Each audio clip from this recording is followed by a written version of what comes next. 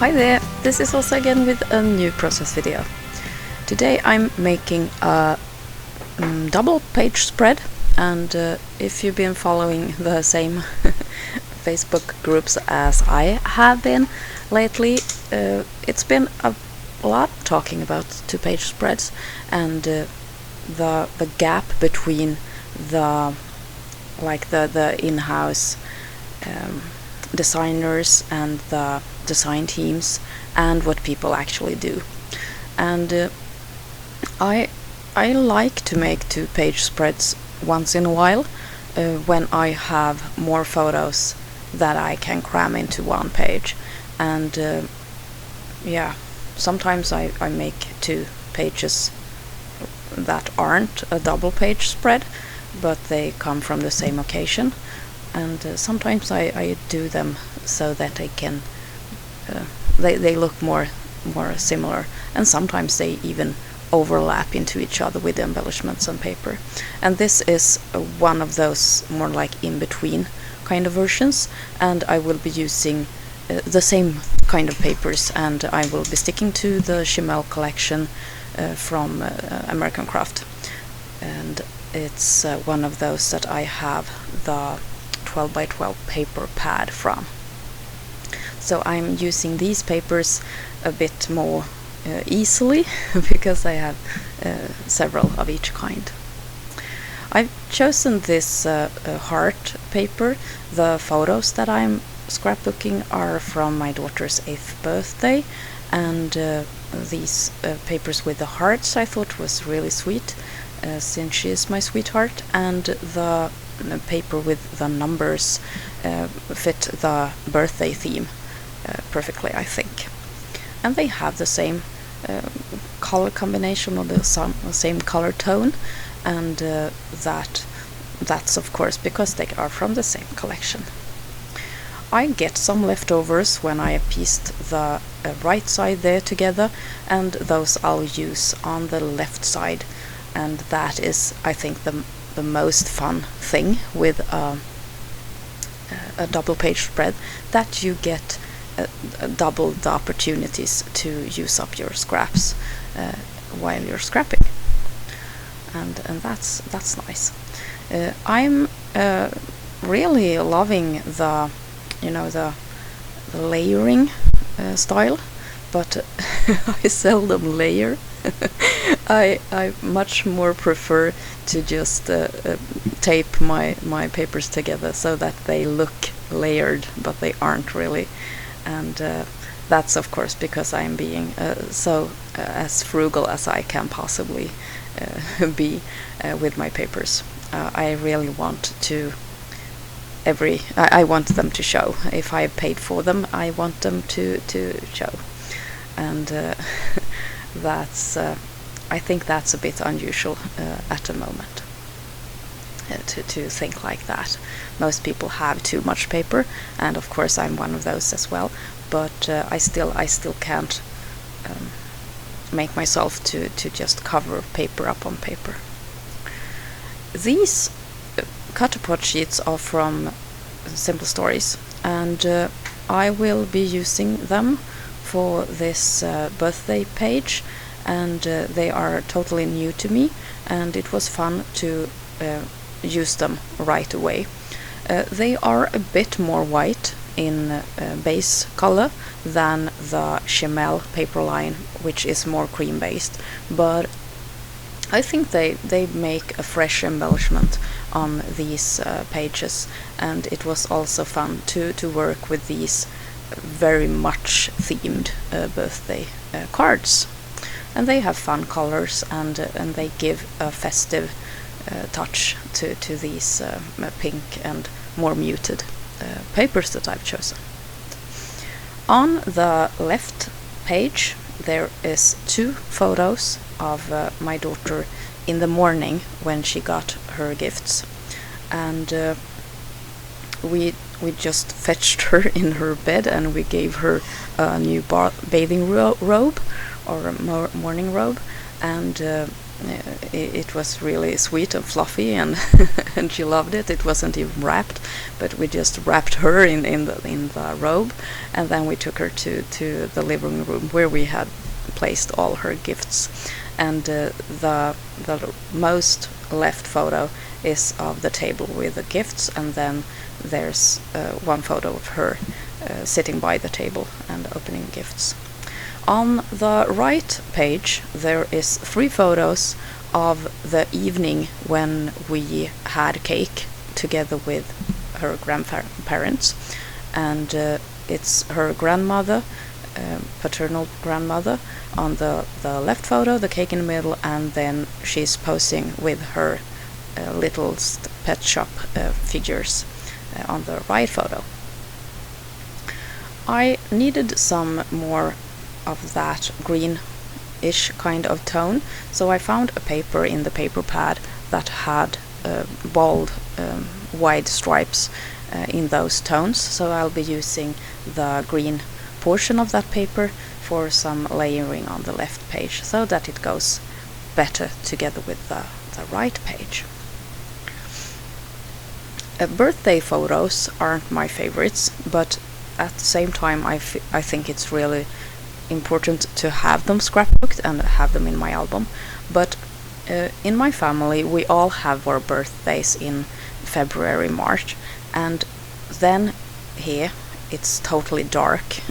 It's darkness. It's like it's pitch black in the morning when we go up and get ready for the day and give the gifts, and then it's pitch black when we get home and have the celebration with the cake and perhaps a dinner. So the photos are the worst kind of quality. You have that indoors, low light and reflections everywhere, and windows, and just these sharp contrasts, and the photos are seldom very good. And birthday photos, to start with, they are often very they have many colors and they are messy in their motive, and it's hard to get these clean shots. And combining those two, the messiness of birthday photos and the lack of light in March, it gives me really crappy photos, and that's why I don't like to scrapbook them. But as I said, it's at the same time I think it's really important to get these photos into the album. So I do my very best to get good photos, and these more close-up photos are better than those from a distance when you get more of the messiness. And I think this is one of the best photo shoots that I have had from the last year's birthdays. And I guess that's just my opinion about birthdays. I'm outlining the cards. I have been watching Tracy Banks, Mercy Tiara, here on Facebook a lot, and she likes to outline pretty much everything, and that has inspired me a lot, of course. And for this layout with lots of pattern and lots of different cards, I think it's a very nice way of keeping things together and making them stand out against each other when it's a lot of things going on. So it gives a bit of border and a bit of containment for each pattern and each card. These cards are I think they are really pretty, and I love that they have all the colors of the rainbow. That balloon card there, for example, on the left page is really pretty. It's festive, and it looks really pretty. When I'd gotten this far, I remember that I have the die cut pack for this same paper collection.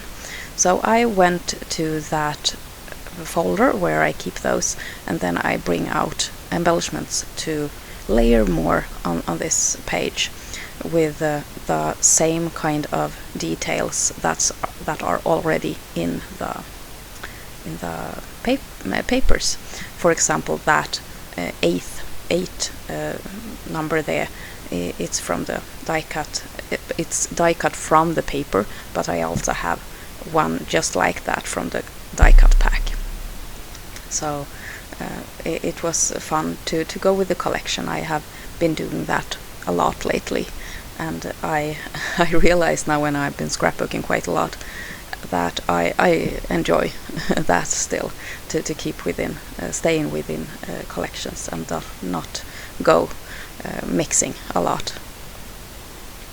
Yeah, I have been scrapbooking a lot, and I haven't got the vacation photos yet, because I decided to print them all off from the company, and not here at home, because there are so many. So I have basically been going through my photos from the last year, and I've just looked at them thinking, now is the last chance, because now when I get my new photos, I will totally concentrate on those.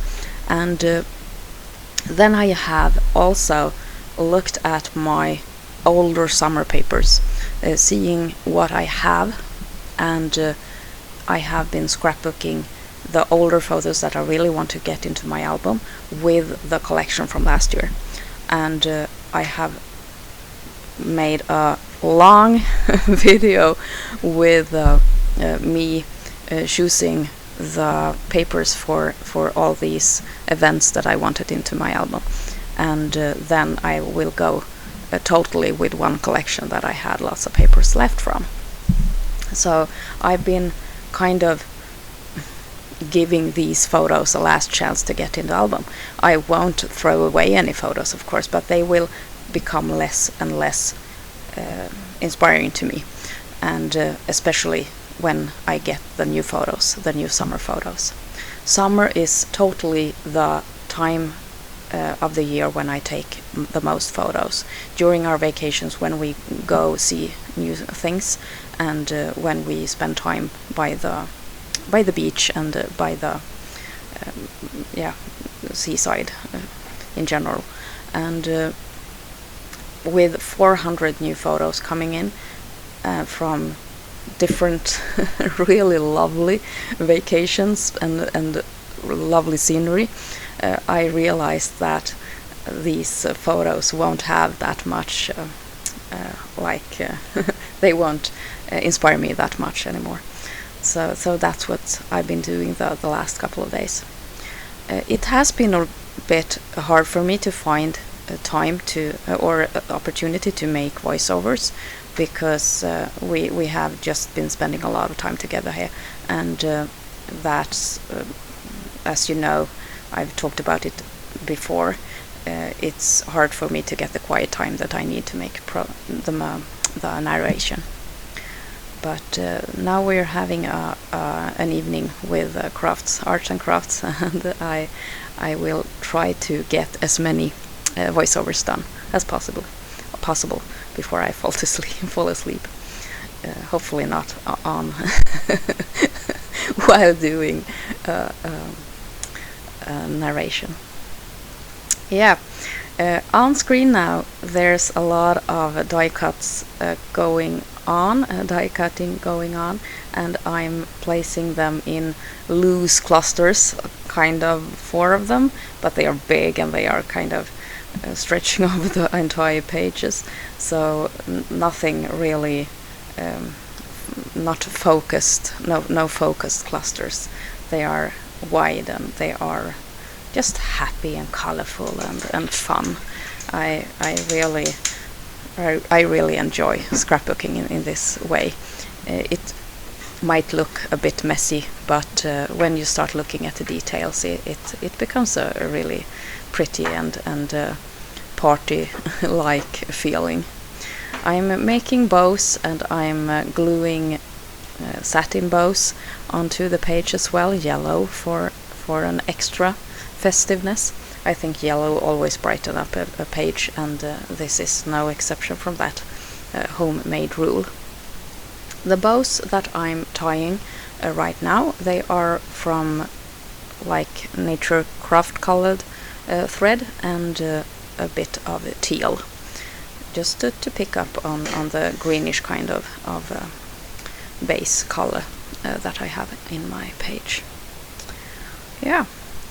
Here is a spot for journaling below that right photo, and I will fill that with the tale of the day, what gifts my daughter got, and just the facts. And this was one of those really precious moments when you realize that she's just between being a kid and being a much older tween. And she got tickets for a musical, and she got a jewelry box, and she got clothes, like gift cards for clothes. And then she got this kind of slime. It's in a little jar, and it's so gooey and just disgusting in any way, and she loved it. It's like pretty girl and still just a little kid, and it was so fun. We laughed a lot about it, and she's been playing with that slime a lot, and it makes this kind of fart noises, and they have been playing so much with that. It's hilarious. A 2-page spread. I hope that you enjoyed it. Thank you so much for watching. See you soon again. Take care. This is Rosa. Bye.